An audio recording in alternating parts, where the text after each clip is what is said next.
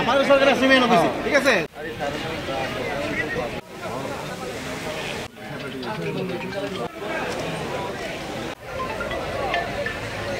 আমাদের সরকারের cement office ঠিক আছে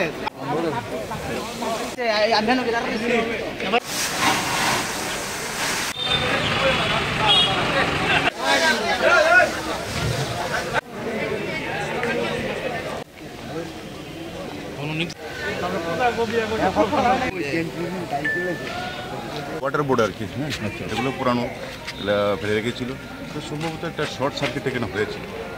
তো আমরা তো 4:10 মতো খবর পেয়ে নিচ্ছি, সাথে সাথে আমরা এক্সটিংগুইশ করে দিয়েছি। ক্ষয়ক্ষতি কিছু হয়েছে?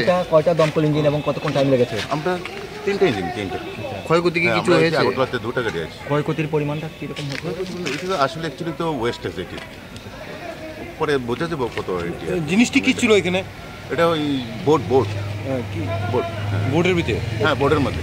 আপনারা যদি সময় মতো না আসতেন তাহলে কি কোনো ধরনের বড় ঘটনা ঘটতে পারতো? তখন তো বিরাট ধরনের এখানে যেহেতু কিচেন রুম আছে, অফিস আছে, আরও বড় ধরনের একটা ঘটনা ঘটতে পারতো আর কি।